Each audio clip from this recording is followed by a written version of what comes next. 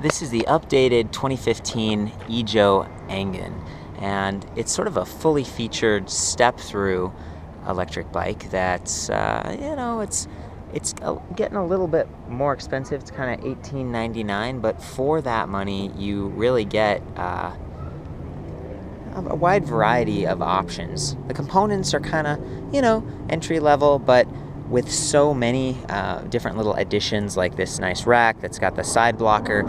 You've got a light with a daylight sensor. It is powered on its own set of AAAs. It's not wired in, but you've got it.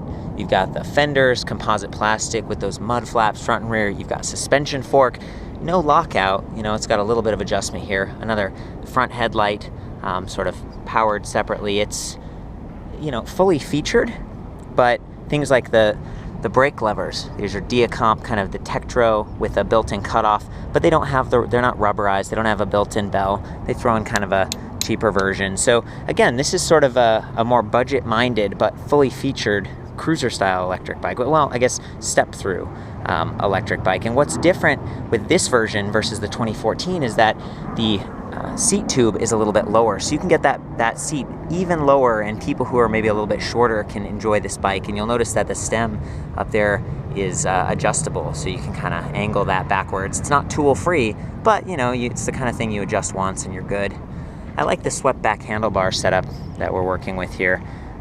Fairly comfortable. Kind of a basic grip on this side, but there is a twist throttle in addition to pedal assist. On this side, the grip's a little bit nicer, but they kind of had to split it there. So yeah, hopefully you kind of get the idea here that a lot of the parts are sort of more entry level, but they're all there. This is the kind of bike that you could get and you don't really have to add anything. You don't have to add lights, you don't have to add fenders. It's got a rack for carrying stuff and 7 speeds. Although the shifter's kind of it's a 7-speed Shimano thumb shifter right here. And there's the Shimano Tourney TX, kind of entry level, but again, 7 rings on the back there.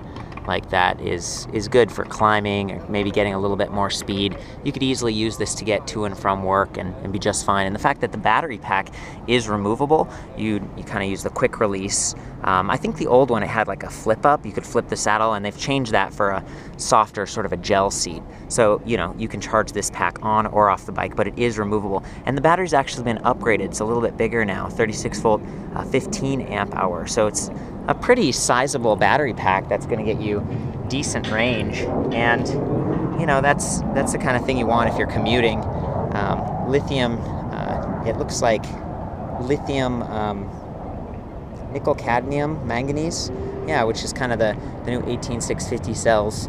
Pretty high quality stuff that's going to last a long time, be relatively lightweight, and again replaceable, or if you want a second battery pack, you can get that. As far as the motor and the drive system here, what we're working with is a 350 watt geared rear hub motor. So being geared, it's going to be a little bit torqueier, but you're not going to have to add size in terms of weight and a big gearless direct drive hub motor, something that might stand out a little bit more. This is, a little bit smaller. You can kind of see it tucked away back there, and it freewheels. So when you're coasting, it's not going to drag, which is nice. Oh, and I wanted to mention that the wheels have this nice reflective sidewall on them. So there's a little bit of an added safety element there.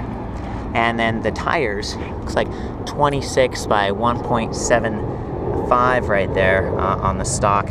And they're sort of hybrid tires, so they're going to be pretty efficient rolling, but they've got a little bit of grip on them for the occasional trail, something like that. Gives this bike some versatility. Overall, the frame weight on this is about 55 pounds. They used to have two of several colors. Now it's sort of just black or white, but this flat back black is pretty cool looking. And again, the frame style like this, just real easy to sort of step on.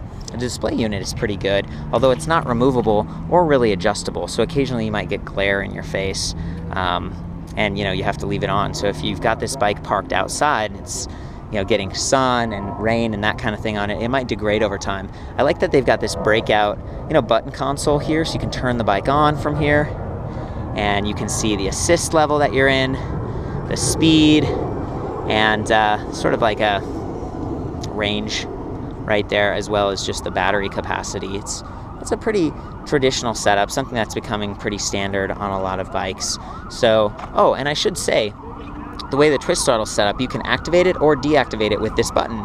So that's kind of nice. You can be in throttle mode and or pedal assist mode, and you can turn off the throttle if you want to. And the pedal assist mode is pretty good. It's got 12 sensors here. You can see the cadence sensor, plastic ring with those metal magnets on there.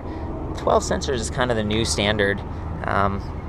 So I feel like they put the emphasis where it really matters on this bike with an enormous battery pack, good sensors, and then a decent display panel with good options there. And you know, it does have, in addition to that gel seat, it does have a basic suspension fork, so it's a fairly comfortable bike in that way. And the disc brakes, I should say, front and rear disc brakes, 160 millimeter rotors on both of those. And you've got the nice chain guard too, so okay. I think that's pretty much it. I like the Welgo pedals, but these ones are just kind of the basic ones with a little bit more kind of rubberized, right? So if it's wet out, you're not gonna get quite the same traction.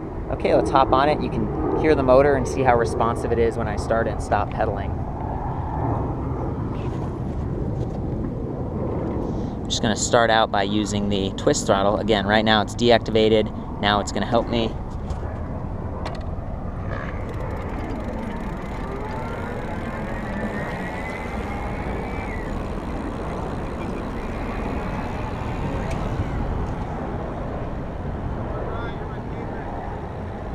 Pretty solid.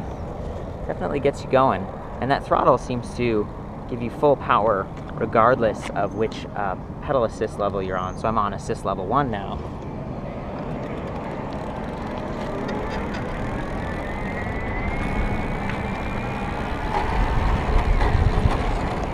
Yep, still pretty powerful. Pretty good. Now I'm going to do the pedal assist, and you can see just how responsive those 12 magnets are.